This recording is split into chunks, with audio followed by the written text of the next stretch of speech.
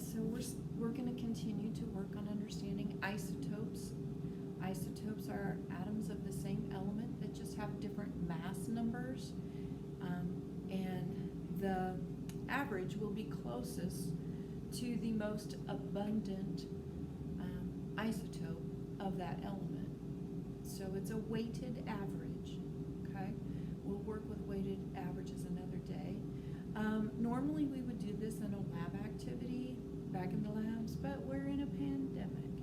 So I've pushed out the pictures of the jelly beans, the candy-coated isotopes, and we'll be counting those, and then we'll be doing the math, okay? I've also pushed out the instructions. So if you first look at the pink candy-coated isotopes,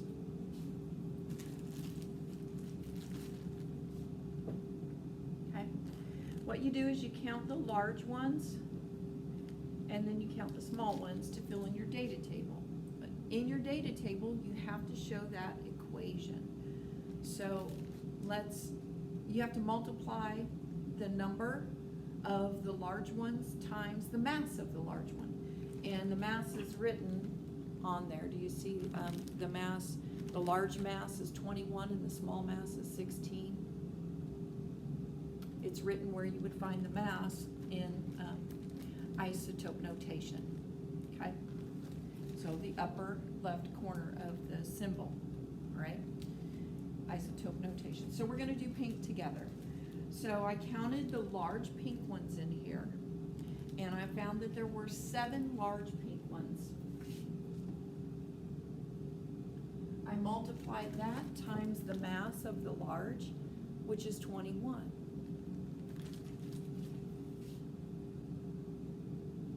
Is that 147 equals 147. You have to do the whole equation, okay? All right, and then I counted the small ones in the pink, and I found that there were also 7 small isotopes of the element pink. And the mass of the small is 16. That equaled 112. All right. To calculate an average, you take the mass, the total, so you take this plus this, and you put it on the top because you want to take mass divided by number of pieces. If you do it that way, then you get an average, okay? So that's 259. When I add this number plus this number, it's 259. And then I take this plus this, the total number of pieces for the element pink, the total number of isotope pieces. 7 plus 7, there are 14 pieces in there.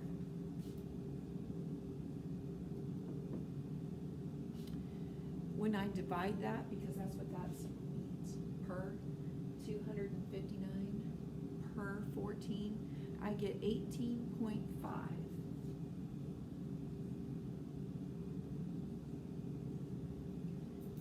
We're going to round to the nearest hundredth. So on a couple of them, you'll have a tenth place, the tens place. I don't care if you put a 0 or not, but all the rest of them, you round to the nearest hundredth.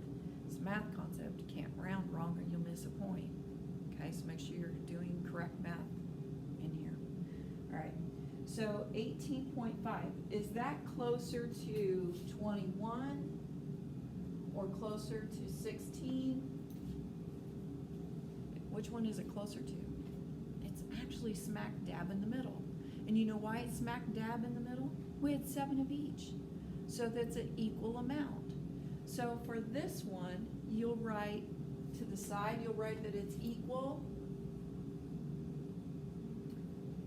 The rest of them, you have to put a star in the box that is the most abundant isotope.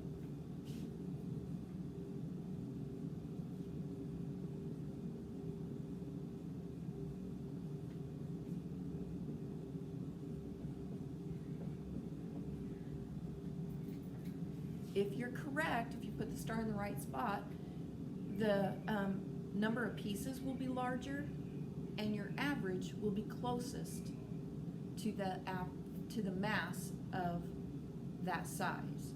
So, for example, black, the average comes out to be 3.46, and the mass of the large is 4, and the mass of the small is 3. 3.46 is closer to 3 than it is to 4. So the small mass is the most abundant. So on the black, small mass is the most abundant. You'll put an asterisk in that box for small, okay? And you'll do that for all of them, okay? The only one that had equal was the pink. Unfortunately, that was the one I started with. So the only one that, so that's why I wanted to do the black with you, okay? All right, reach out to me if you have any questions. This is what we'll be doing in class today.